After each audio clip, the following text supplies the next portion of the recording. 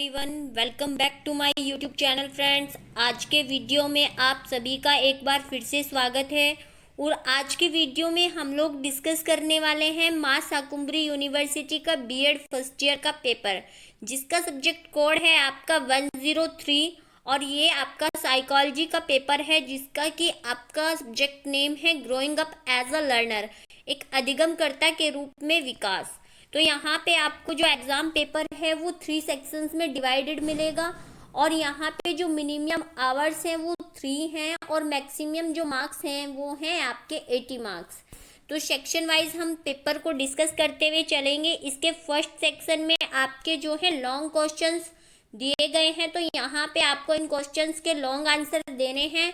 और इस सेक्शन में जो है आपके 3 क्वेश्चन दिए गए हैं विद इंटरनल चॉइस, यानी कि आपको एक ही क्वेश्चन में अंदर एक इंटरनल चॉइस मिलेगी, जिनमें आपको 2 में से एक क्वेश्चन करना मैंडेटरी है। और यहाँ पे आपका जो ईच क्वेश्चन है वो 16 मार्क्स का है। तो इस तरह से 48 मार्क्स के जो हैं आपके क्वेश्चन तीनों हो जाते हैं। तो चलिए हम देख लेते हैं इसमें फर्स्ट क्वेश्चन कौन सा है। तो यहाँ पे जो है फर्स्ट क्वेश्चन आपका दिया गया है फर्स्ट ही यूनिट से, define the term education psychology, explain aspects and nature of education psychology. तो यहाँ पे आपको शिक्षा मनोविज्ञान के बारे में बताना है, इसकी प्रकृति और इसके विविध जो एस्पेक्ट्स हैं, जो विविध पहलू हैं, उनको बताना है। या फिर आप बता सकते हैं differentiate between growth and development, यानी वृद्धि और विकास के अंतर को बताते हुए आपको पियाजे की जो कॉग्निटिव डेवलपमेंट की थ्योरी है उसको आपको एक्सप्लेन करना है। कॉग्निटिव डेवलपमेंट थ्योरी आप सभी ने पढ़ी होगी, जिसमें कि 4 स्टेजेस पियाजे ने दी हैं। इसके अलावा पियाजे ने चारों स्टेजेस में जो अलग अलग डेवलपमेंट होता है वो बताया है, जैसे कि सेंसरी मोटर बताई है, और ऑपरेशनल, फॉर्मल ऑपरेशनल, मतलब 4 स्टेजेस हैं। एग्जैक्टली अभी मैं नहीं बता पाऊंगी क्योंकि इसको मेरे को एक्सप्लेन नहीं करना है अभी। इसके बाद आता है आपका question number 2, describe in detail Thorndike's learning theory. यहाँ पे आपको थॉर्नडाइक के अधिगम सिद्धांत, वही बिल्ली वाला, प्रयास वाला, जिसमें कि आपके 3 इन्होंने जो है वो प्राइमरी लॉ दिए हैं और 5 जो है वो सेकेंडरी लॉ दिए हैं, जिनमें कि आपके रेडीनेस वगैरह के लॉ आते हैं, वो तीनों लॉ और उनके जो एजुकेशनल इम्प्लीकेशन है, यानी कि बच्चे में तत्परता आती है, बच्चे तैयार होते हैं, वो तीनों ही लॉ आपके जो बताने हैं उनको एजुकेशनल इम्प्लीकेशन अगर आप बताएंगे और उस तरह से समझ करेंगे तो आपको पूरे मार्क्स मिलेंगे। इसकी जो चॉइस में क्वेश्चन है वो है what is motivation, differentiate between extrinsic and intrinsic motivation. तो ये भी एक अच्छा क्वेश्चन है जिसको कि बहुत अच्छे से एक्सप्लेन किया जा सकता है। यहाँ पे आपको अभिप्रेरणा का अर्थ बताना है, मोटिवेशन का अर्थ बताना है, बाह्य और आंतरिक अभिप्रेरणा, यानी कि अगर आप इंटरनली मोटिवेटेड हैं वो किस तरह के ट्रेड्स होते हैं, और एक्सटर्नल जो मोटिवेटेड पर्सन होते हैं उनके ट्रेड्स, इनको बताते हुए दोनों में अंतर स्पष्ट करना है। इसके बाद आता है आपका third question, what do you mean by the concept of intelligence and discuss स्पीयरमैन्स 2 factor theory of intelligence.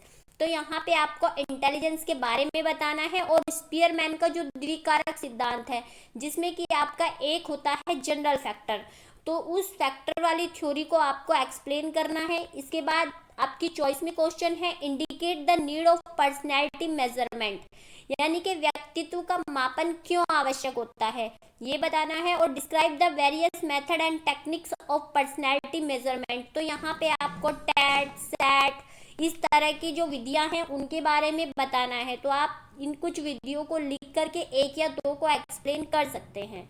इसके बाद आता है आपका सेक्शन बी, जिसमें कि आपके शॉर्ट आंसर टाइप क्वेश्चन दिए गए हैं, जिनके आपको आंसर्स देने हैं शॉर्ट में। और यहाँ पे जो है इस सेक्शन में आपको 8 क्वेश्चंस दिए गए हैं, जिनमें से आपको एनी 4 करने हैं, यानी कि 8 में से कोई भी 4 क्वेश्चंस आप कर सकते हैं। और ईच क्वेश्चन के जो मार्क्स हैं वो 4 मार्क्स हैं, और यहाँ पे आपको 16 मार्क्स जो है इन क्वेश्चन के आंसर के लिए दिए जाएंगे। तो सबसे पहला क्वेश्चन आपका यहाँ पे आता है एजुकेशन एंड साइकोलॉजी के बीच में आपको रिलेशन स्थापित करना है, रिलेशन बताना है क्या है। सेकेंड क्वेश्चन आता है describe the main characteristics of childhood. तो यहाँ पे आपको चाइल्डहुड की कुछ विशेषताओं का वर्णन करना है, जिनमें कि आप बता सकते हैं शारीरिक विशेषताएं, मानसिक विशेषताएं, सामाजिक विशेषताएं, शैक्षिक विशेषताएं। तो ये सभी कुछ इस तरह के सेक्शंस में डिवाइड करके आप विशेषताएं बता सकते हैं। आप फ्लो चार्ट भी यूज कर सकते हैं। थर्ड क्वेश्चन आता है discuss the issues related to delinquent child, यानी कि बच्चा जो है वो डेलिक्वेंट क्यों हो जाता है, उसके क्या कारण हैं। तो उसके भी कारण आपकी पारिवारिक परिस्थितियां, स्कूल का माहौल, आसपास का वातावरण, उसके माता पिता या फिर कुछ इनहेरिटेड ट्रेट्स भी हो सकते हैं। तो ये चीज आपको बतानी है। इसके बाद आता है क्वेश्चन नंबर 4। क्वेश्चन नंबर 4 में आपको बताना है उन फैक्टर्स को जो कि एक बच्चे की मेंटल हेल्थ को अफेक्ट करते हैं। तो बच्चे की मेंटल हेल्थ को अफेक्ट करने वाले जो फैक्टर्स होते हैं उनको भी आप डिवाइड कर करके एक टेबल के थ्रू एक्सप्लेन कर सकते हैं, जैसे कि आपके स्कूल का वातावरण, आपके आस पड़ोस का वातावरण, आपके घर का वातावरण, कक्षा का वातावरण।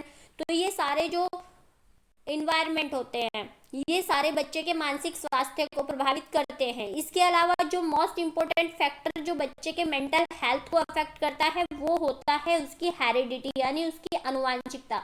तो कुछ आनुवांशिक बीमारियां भी होती हैं जिनकी वजह से बच्चे में जो है मेंटल हेल्थ को अफेक्ट करते हैं। कुछ ऐसे फैक्टर्स होते हैं जो आपके इनहेरिटेड होते हैं, उनके बारे में भी आप डिस्कस कर सकते हैं। एक फ्लो चार्ट आप बनाएंगे तो बहुत अच्छा लगेगा और नीचे उनमें से कुछ कुछ को आप एक्सप्लेन कर सकते हैं। Question number 5 give a brief description of uses of personality measures. तो यहाँ पे लॉन्ग क्वेश्चंस का ही एक पार्ट आ गया है कि जो व्यक्तित्व मापन की विधियां हैं उनकी उपयोगिता पर आपको उनकी उपयोगिता बतानी है, क्या उपयोगिता है। इसके बाद क्वेश्चन नंबर 6 आता है explain the defence mechanism for adjustment. तो डिफेंस मैकेनिज्म किसने दिया था, ये दिया था आपका सिगमंड फ्रॉयड ने, और इसमें उन्होंने 14 जो डिफरेंट डिफेंस मैकेनिज्म के मेथड हैं वो दिए थे। तो उनके बारे में आप अच्छे से बता सकते हैं। देखिए फ्रेंड्स, ये सभी जो मैं क्वेश्चन पेपर डिस्कस कर रही हूँ ये आपको तभी समझ आएगा जब आपने बहुत अच्छे से पढ़ा हो। तो डिफेंस मैकेनिज्म सिगमंड फ्रॉयड करके आप सर्च करेंगे तो आपको 14 जो है कुछ ऐसी विधियां मिल जाएंगी जो डिफेंस मैकेनिज्म में दी गई हैं। इसके बाद क्वेश्चन नंबर 7 आता है what is mean by creativity. तो क्रिएटिविटी आपको पता है कुछ नया, कुछ नॉवल क्रिएट करना, कुछ नए आइडिये जो कि मौलिक होते हैं, जिनमें मौलिकता पाई जाती है, वो जो है क्रिएटिविटी कहलाती है। और इस तरह का जो चाइल्ड होता है उसकी आपको विशेषताएं बतानी है। इस तरह का बच्चा जो होता है वो डाइवर्जेंट थिंकर होता है, यानी वो अलग अलग दिशाओं में सोचता है। जैसे आप ये कह सकते हैं एक बिंदु है जिसपे किसी बच्चे को काम करना है तो वो इसके बारे में डिफरेंट टाइप से सोचेगा और उसके जो इसमें विचार निकल के आएंगे वो जो है मौलिक विचार होते हैं। तो इसको कहते हैं हम डाइवर्जेंट थिंकर। इसके बाद आता है आपका क्वेश्चन नंबर 8। क्वेश्चन नंबर 8 में है आपका explain the factor affecting learning process a child, यानी कि बच्चे की जो अधिगम प्रक्रिया है इसको प्रभावित करने वाले प्रमुख कारक। तो इसको प्रभावित करने वाले प्रमुख कारकों में सबसे ज्यादा महत्वपूर्ण आ जाते हैं 3 कारक। नंबर 1 सबसे पहला कारक जो बच्चे की लर्निंग को अफेक्ट करता है उसका मेंटल हेल्थ। दूसरा टीचर, तीसरा क्लासरूम इन्वायरमेंट। क्लासरूम इन्वायरमेंट में उसके कलीग्स आ जाएंगे, उसका कंटेंट आ जाएगा और बच्चे का जो टीचिंग मेथड होता है टीचर के द्वारा प्रोवाइड किया गया या how to teacher deliver the content, यानी कि जो टीचर है वो बच्चे को कंटेंट को कैसे डिलीवर करता है वो भी बच्चे की जो अधिगम प्रक्रिया है वो उसको अफेक्ट करते हैं। तो ये तो मुख्य कारण है। इसके अलावा कुछ गौण कारण भी हो सकते हैं, जैसे कि बच्चे के परिवार का वातावरण, बच्चे के आसपास का माहौल, बच्चे का जो सोसाइटी है वहाँ पे एजुकेशन का लेवल क्या है। तो ये कुछ गौण कारक भी हो सकते हैं। तो बच्चे की जो लर्निंग प्रोसेस है उसको अफेक्ट करने वाले जो कारक है उनको आप 2 भागों में डिवाइड कर सकते हैं, एक प्राइमरी और एक सेकेंडरी। प्राइमरी में आप क्लासरूम इन्वायरमेंट, टीचर और टीचर का टीचिंग मेथड और उसके कलीग्स, क्लासरूम इन्वायरमेंट इसको रख सकते हैं। एंड सेकेंडरी में आप रख सकते हैं बच्चे के इन्वायरमेंट को जो कि उसके घर का है, उसके आसपास का है, उसकी सोसाइटी का है। तो इस तरह से आप एक फ्लो चार्ट यूज करके बहुत अच्छा आंसर फॉर्म कर सकते हैं। इसके बाद आता है हमारा सेक्शन नंबर सी और सेक्शन नंबर सी के सारे ही क्वेश्चंस के आंसर मैं आपको इस वीडियो में प्रोवाइड करवाऊंगी। तो चलिए देख लेते हैं कि सेक्शन नंबर सी में हमारा क्या दिया गया है। सेक्शन नंबर सी में हमारे very short answer type question दिए गए हैं। तो यहाँ पे इस सेक्शन में आपको 10 क्वेश्चंस दिए गए हैं और आपको इनमें से एनी 8 यानी कि कोई भी 8 आंसर देने हैं और ईच क्वेश्चन के जो मार्क्स हैं वो हैं 2। तो यहाँ पे आपको 16 मार्क्स जो है प्रोवाइड किए जाएंगे। तो सबसे पहला क्वेश्चन इसमें आता है 2 डेफिनेशंस ऑफ साइकोलॉजी, मनोविज्ञान की 2 परिभाषा। तो यहाँ पे मनोविज्ञान की जो 2 बेस्ट परिभाषा आप दे सकते हैं वो दे सकते हैं वुडवर्थ और मैकडूगल की। वुडवर्थ की परिभाषा मैंने शॉर्ट में याद की गई है कि वातावरण के जो संदर्भ हैं उसमें व्यक्ति के क्रियाकलापों का वैज्ञानिक अध्ययन यानी जो साइंटिफिक स्टडी है ह्यूमन की वो की जाती है कहाँ पे, उसके एनवायरनमेंट के रेफरेंस में। तो एक परिभाषा अगर मैं पूरी बोलना चाहूँ तो वुडवर्थ के अनुसार मनोविज्ञान वातावरण के संबंध में व्यक्ति के क्रियाकलापों का वैज्ञानिक अध्ययन है। इस तरह से आप याद रख सकते हैं। दूसरी आती है मैकडूगल की। तो मैकडूगल ने आचरण तथा व्यवहार का यथार्थ विज्ञान जो है मनोविज्ञान को। इसके बाद आ जाता है आपका सेकंड क्वेश्चन। सेकंड क्वेश्चन है व्हाट इज साइकोमेट्रिक मेथड। तो साइकोमेट्रिक विधि क्या है। तो अगर मैं साइकोमेट्रिक विधि की बात करूं तो ये सर फ्रांसिस गाल्टन द्वारा शुरू की गई एक मनोविज्ञान की शाखा थी। तो आपसे पूछा जा सकता है साइकोमेट्रिक मेथड के जनक कौन है, तो सर फ्रांसिस गाल्टन है। और ये क्या है, ये एक व्यक्ति की मेंटल एबिलिटीज मापने की एक विधि है जिसके थ्रू एक स्टूडेंट की, एक व्यक्ति की आप मेंटल एबिलिटीज को माप सकते हैं। इसके बाद आता है आपका third question, right to characteristics of language development, यानी भाषाई विकास की 2 विशेषताएं। तो भाषाई विकास की जो 2 विशेषताएं हैं वो है कि भाषा जो है आपकी वो वातावरण से अर्जित की जाती है, यानी कि जो भाषा है आपकी वो जन्मजात नहीं होती। और भाषाई विकास जो है वो आपका मैच्योरिटी के साथ ही होता जाता है और प्रारंभिक 3 वर्षों में जो है वो सबसे ज्यादा हो जाता है। तो भाषाई विकास की अलग अलग विशेषताएं आप लिख सकते हैं।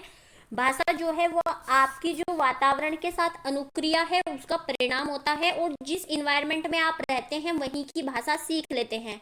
तो इस तरह से भाषा जो है वो आपकी इनहेरिटेड ना होकर एक्वायर्ड होती है, यानी कि ये आपकी जन्मजात ना होकर अर्जित की गई एक प्रवृत्ति है।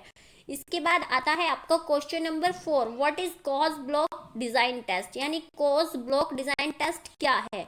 तो ये एक परफॉर्मेंस टेस्ट है, एक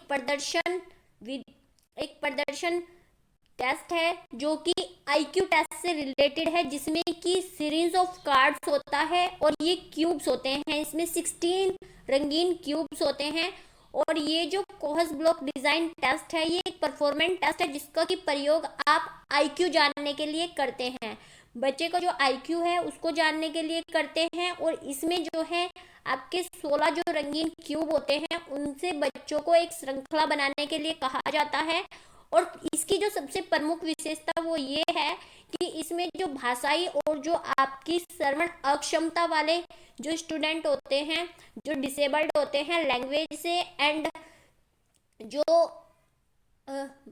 सुनने की क्षमता होती है उससे, उन पर भी आप इसको प्रयोग कर सकते हैं। इसके बाद क्वेश्चन नंबर 5 आता है कि एक उत्तम मानसिक स्वास्थ्य के लक्षण क्या होते हैं। तो देखिए फ्रेंड्स, उत्तम मानसिक स्वास्थ्य के जो लक्षण होते हैं वो 3 प्रमुख लक्षण होते हैं। सबसे पहला तो स्थिरता, यानी कि स्टेबिलिटी। एक अच्छी पर्सनैलिटी में जो है, एक अच्छे मेंटल हेल्थ में जो है वो स्टेबिलिटी होनी चाहिए। इसके अलावा जो आपका इन्वायरमेंट है उससे समायोजन कर सके। तो उत्तम स्वास्थ्य क्या होगा, मानसिक स्वास्थ्य जो वातावरण से समायोजित हो, जो कि आपका स्थिर हो और जिसके जो संवेग हो वो स्थिर हो, यानी कि अपने संवेगों पर उसका नियंत्रण हो। तो ये कुछ सिम्टम्स होते हैं जो कि मेंटल हेल्थ के होते हैं।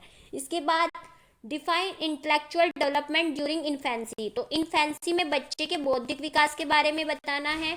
तो यहाँ पे बच्चे का बौद्धिक विकास अगर हम बात करें तो तेजी से होता है और बच्चा अपने आसपास के वातावरण से जो है वो तेजी से अनुक्रिया करके सीखता है। इवन जो न्यू एजुकेशन पॉलिसी है उसमें कहा गया है कि बच्चे का जो 95% मेंटल डेवलपमेंट है वो प्रारंभिक 8 वर्षों में हो जाता है। तो इसमें बच्चे में जो शैशवावस्था है वहां पे बच्चे में ऑब्जेक्ट परमानेंस आता है, यानी वस्तु स्थायित्व का गुण आता है। इसके अलावा उसमें जो है वो ऑब्जेक्ट परमानेंस आ जाती है, और जो ऑब्जेक्ट परमानेंस है वो लैकिंग से शुरू होती है। स्टार्टिंग में बच्चे में ऑब्जेक्ट परमानेंस लैक करता है और धीरे धीरे उसमें ऑब्जेक्ट परमानेंस आ जाता है, यानी वस्तु स्थायित्व का गुण। स्टार्टिंग में आप बच्चे के सामने कोई वस्तु रखते हैं, उसको हटा लेते हैं तो बच्चे के लिए वो एग्जिस्ट ही नहीं करती, लेकिन कुछ टाइम के बाद बच्चा जो है वो अपने वातावरण से फैमिलियर होने लगता है।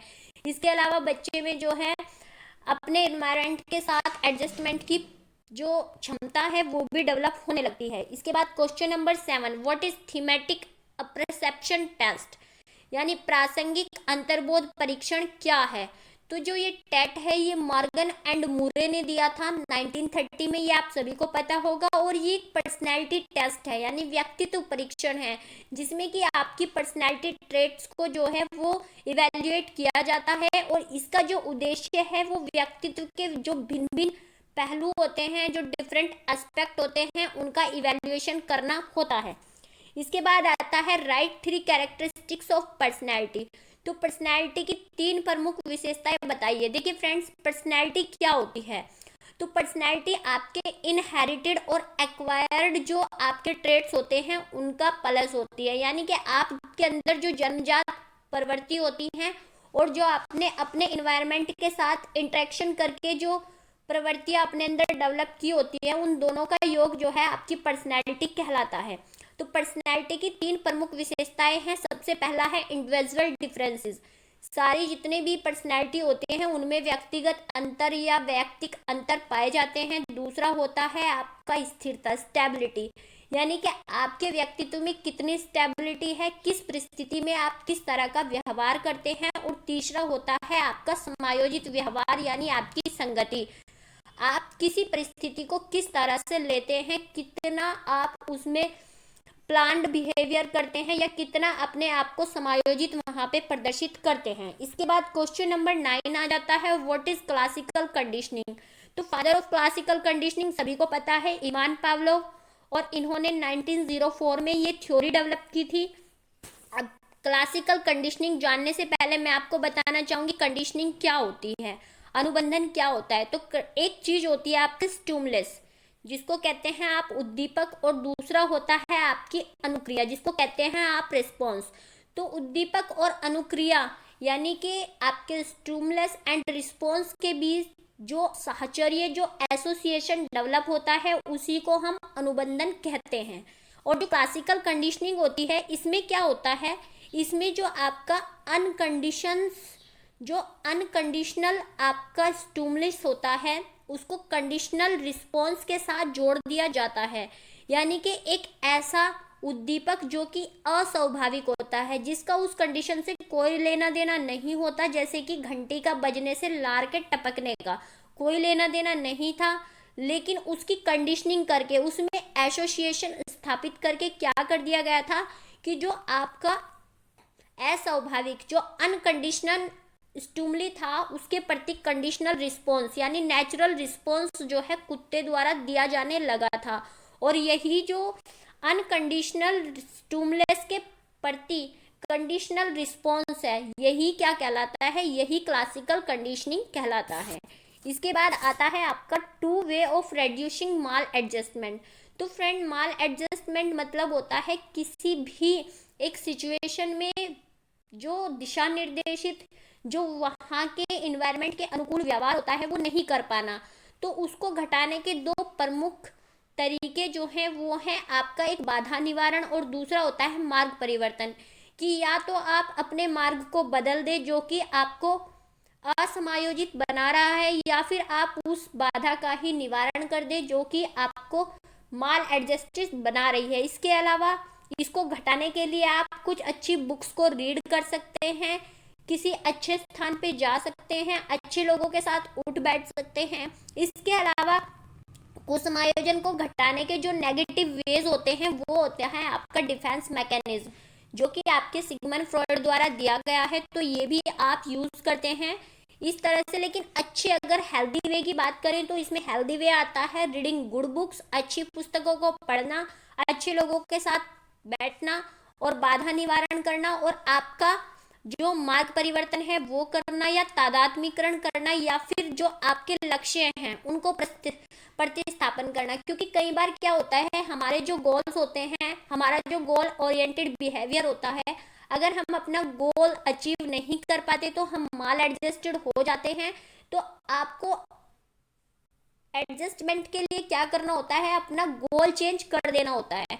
तो वो भी आपको कुछ समायोजन घटाने में हेल्प करता है, रेड्यूस करने में हेल्प करता है। तो फ्रेंड्स, ये एक डिटेल्ड एनालिसिस था आपके पेपर का। हो सकता है आप में से कुछ लोगों को ये समझ नहीं आया है, लेकिन जिन लोगों ने भी थोड़ा सा पढ़ा है उनको समझ आ जाएगा। और वेरी शॉर्ट के आंसर्स आप ऐसे ही याद रख सकते हैं, ये आपको अपकमिंग एग्जाम में हेल्प करेंगे। Thanks for watching this video. मिलते हैं एक नए वीडियो में नए पेपर डिस्कशन के साथ। Thanks for watching this video.